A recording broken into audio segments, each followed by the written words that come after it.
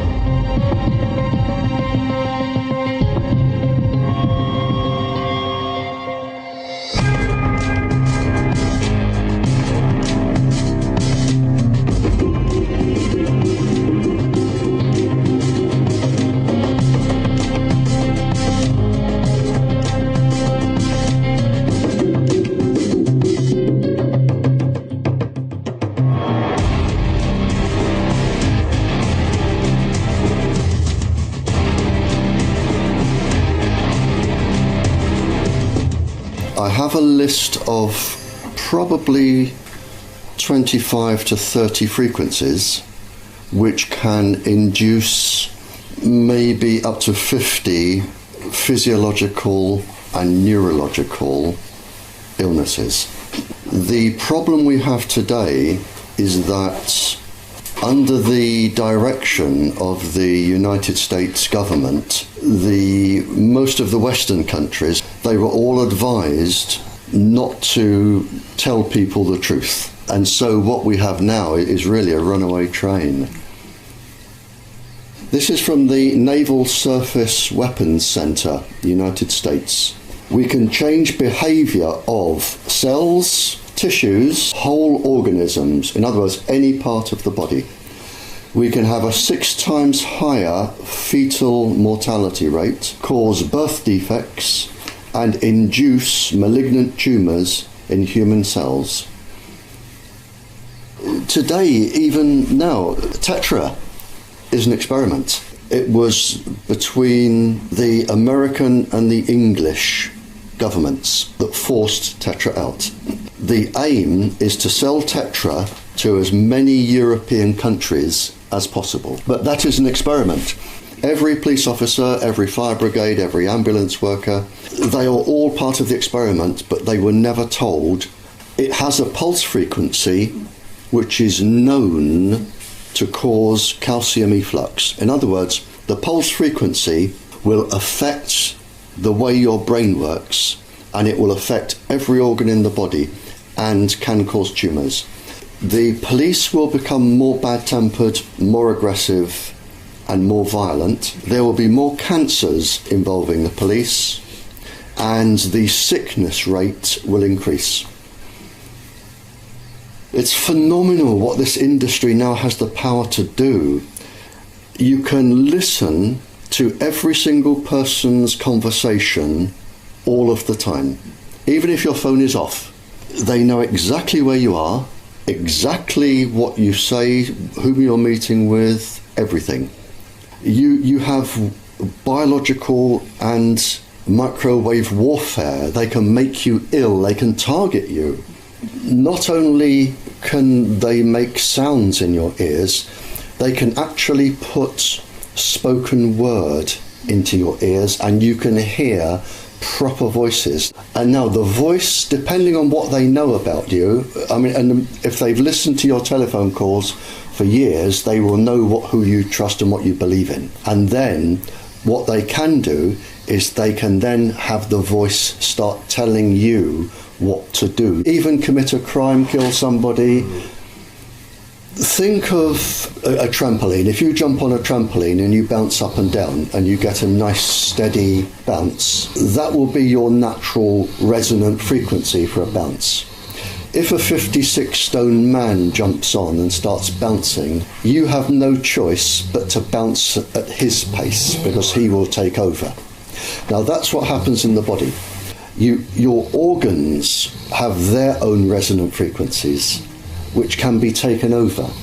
All of your body pulses and fluctuates at its own speed. What you have with these vibrations is when they come in, it's like the 56-stone man jumping on your trampoline. Your body has to follow. You have no choice. There's nothing you can do to stop it. You've got HAARP, H-A-A-R-P. I believe there is a similar device in the Soviet Union. We've got one on Cyprus. There's probably one in China. And with HAARP, you can just beam microwaves anywhere in the world. And you can target specific houses. You can target entire countries. So we're getting to a phase now where we can literally destroy the planet. A scientist asked to see me, and he said, I've had a really bad problem, Barry. He said, I've just done an experiment for the government. He said, I was asked to test the heart and the brain against the tetra wave frequency. And he said to me, how long would it take you to do that experiment? And I said, well, 10 years. He said, do you know how long they gave me? He said, within the hour, I completed both and had time for a cup of coffee. Clearly, it came out negative and safe. And all the people were told was that the country's top scientist had tested it and found it safe. And he said, now I know this is going to cause cancer. What can I do? If I breathe a word of this, I'm going to lose my job and I'm never going to get another one. That's one example. Another is George Carlo. He did a 10-year experiment for the industry. He found that microwaves caused cancer. They said, we're not going to publish. And he said, well, you must, because people need to know this. And they said, no, we've decided not to publish. And he went ahead and published anyway. Lost his job, lost his research, had his house burnt down. It just gives an example of what the industry is capable of doing. The whole communication system could be made safe. There are ways to stop the microwaves causing resonant frequency damage inside the body. But it costs money and they would have no profit. Right. So they won't do it.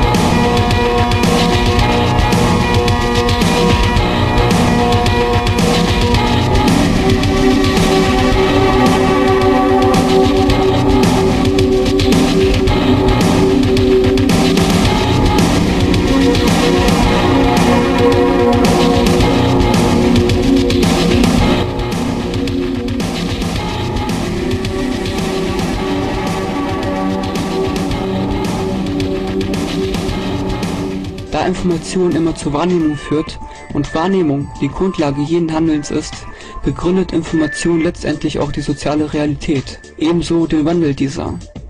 Nummer 1. Kehre die Aufmerksamkeit um. Das Schlüsselelement zur Kontrolle der Gesellschaft ist es, die Aufmerksamkeit der Öffentlichkeit auf unwesentliche Ereignisse umzulenken, um sie von wichtigen Informationen über tatsächliche Änderungen durch die politischen und wirtschaftlichen Führungsorgane abzulenken. Somit kehrt die öffentliche Meinung dem wirklichen gesellschaftlichen Problem den Rücken zu, berieselt und abgelenkt durch unwichtige Angelegenheiten. Nummer 2. Erzeuge Probleme und liefere die Lösung. Diese Methode wird Problem-Reaktion-Lösung genannt. Es wird ein Problem bzw. eine Situation geschaffen, um eine Reaktion bei den Empfängern auszulösen, die danach eine präventive Vorgehensweise erwarten. Verbreite Gewalt oder zettle blutige Angriffe an, damit die Gesellschaft eine Verschärfung der Rechtsnormen und Gesetze auf Kosten der eigenen Freiheit akzeptiert. Oder kreiere eine Wirtschaftskrise, um eine radikale Beschneidung der Grundrechte und die Demontierung der Sozialdienstleistung zu rechtfertigen. Nummer 3. Stufe Änderungen ab. Verschiebe die Grenzen von Änderungen stufenweise, Schritt für Schritt, Jahr für Jahr.